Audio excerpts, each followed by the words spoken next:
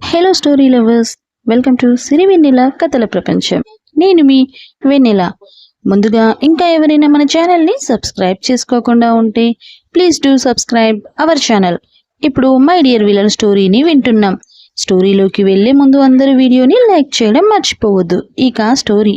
15 నిమిషాల్లో ఆరవ్ ఇంటికి వచ్చిన డాక్టర్ ఆర్వి పల్స్ చెక్ చేస్తూ ఆరవ్ మైరా ఇద్దరిని ఓసారి బయటకు వెళ్ళమని చెప్పింది.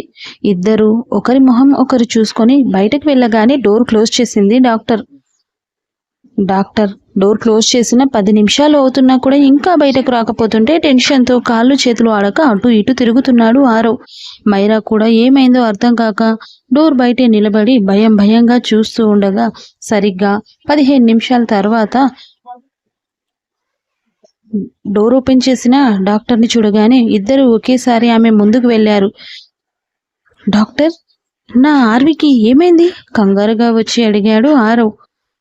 ఆరవ్ గారు, నేను చెప్పేది జాగ్రత్తగా వినండి.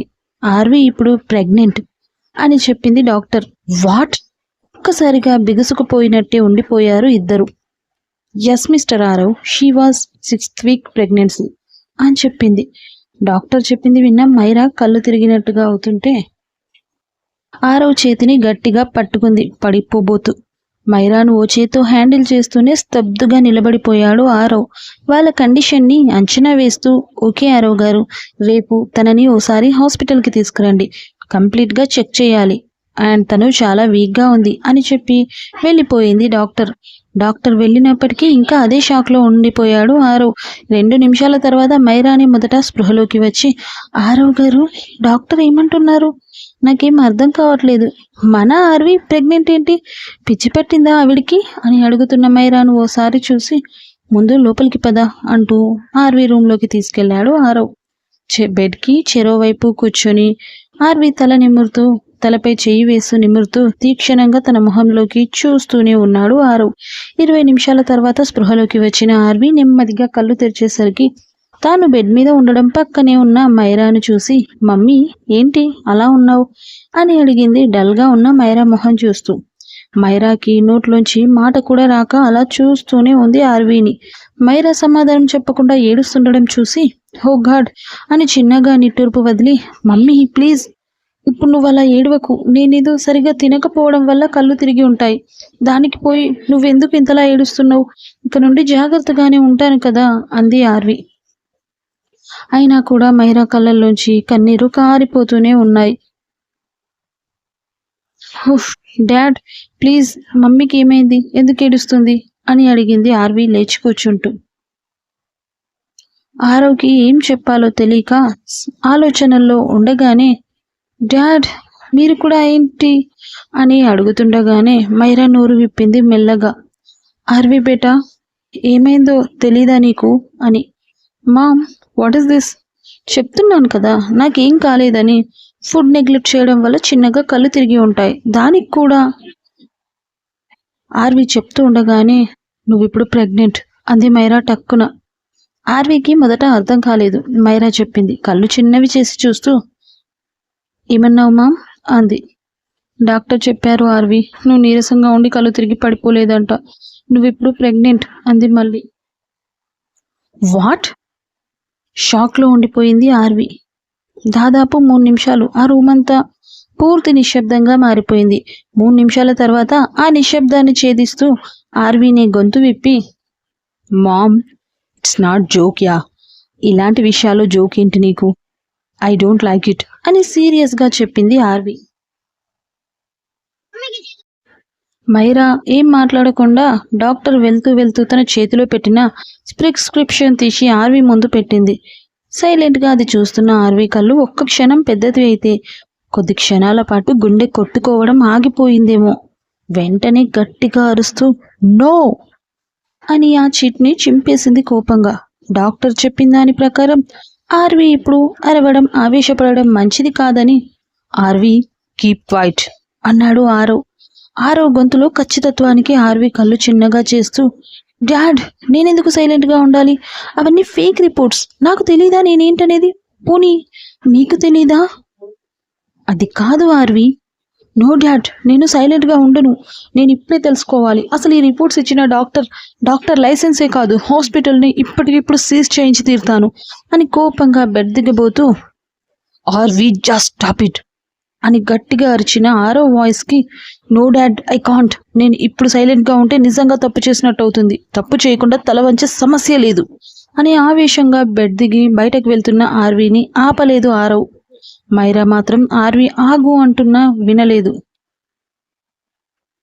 కోపంలో తండ్రికి ఏమాత్రం తక్కువ కాని ఆర్వీ వెనకే బయటకు వచ్చింది మైరా. కానీ ఆమె బయటకు వచ్చేసరికి అప్పటికే ఆర్వీ కార్ ఆ మ్యాన్షన్ కూడా దాటి వెళ్ళిపోయింది.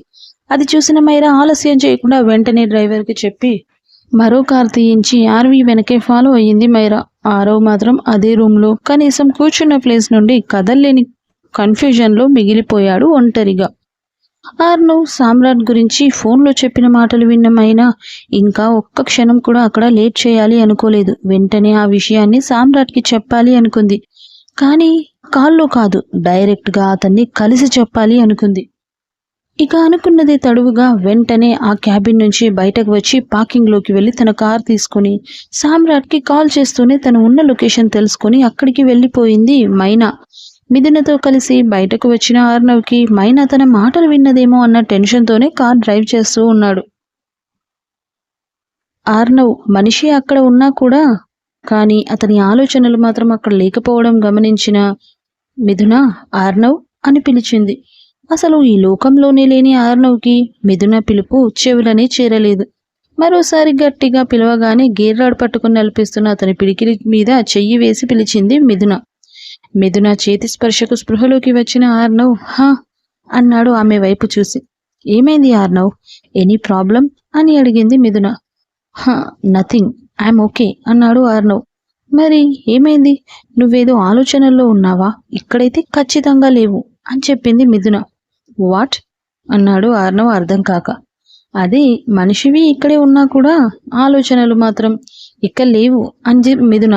హో అదేం లేదు మిథున, జస్ట్ ప్రాజెక్ట్ టెన్షన్, కొద్దిగా మూడ్ ఆఫ్ అండ్ లైట్గా హెడేక్ ఉంది అని కవర్ చేశాడు ఆర్నవ్. హో అవునా, సరే అయితే మనం మంచి కాఫీ తాగడానికి వెళ్దాం అంది మిథున.